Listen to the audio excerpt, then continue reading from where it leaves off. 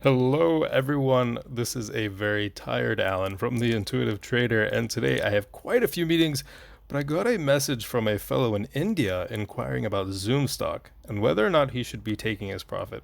So, this is going to be a relatively quick video, and the reason being is that when handling a breakout and stocks that have not been establishing a base, the answer is typically just to get out.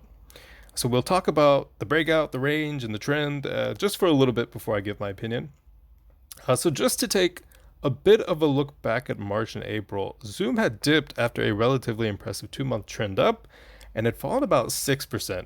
Now, the important point being there that even with a fall in stock price, the stock did not break its long term support and, in fact, recovered with a higher high, higher lows, and moved into May with an impressive rally, truly impressive. And while sentiment for the stock online is incredibly bearish, rather, it was bearish, all indicators were pointing towards a continued rally and a potential breakout.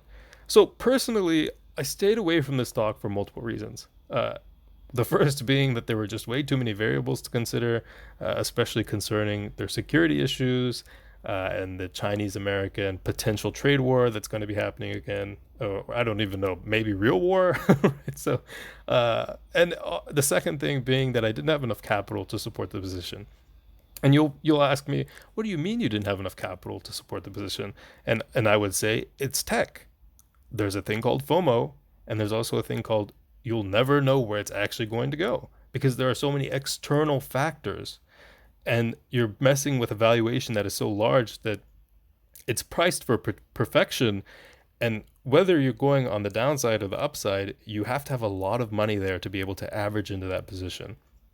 So there were multiple points in which a trend reversal looked imminent, but it never came to be.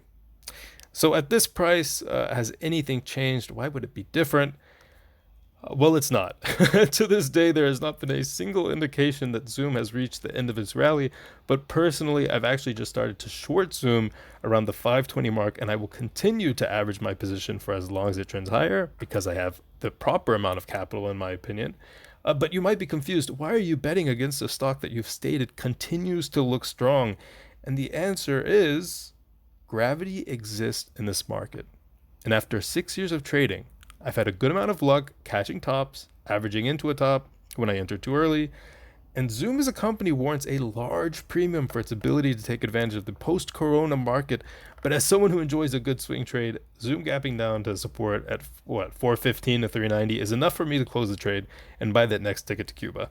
But for many long-term speculators, I would never suggest attempting to play against a stock with so much potential momentum. So, the answer, my good friend, is to take your profit now and look at the broader market. Opportunities are starting to open back up with commodities. They've taken a large hit, and tech is also taking a breather. Once again, I suggest taking profit. Maybe even look into silver. And even if the stock ends up being $800 or so, I always like to remind people that what comes up must come down. People with Tesla are starting to realize that. And the security issues and the increased competition have yet to be answered. And therefore, this does not look like something you should be holding outside of short to mid-term trades at this point. In our next video, we will be talking about crude oil and interest rate parity. Both are quite complex but very useful, and I hope you guys tune in next time. Thank you, have a great weekend, and hope you guys enjoy some safe trading. Bye-bye.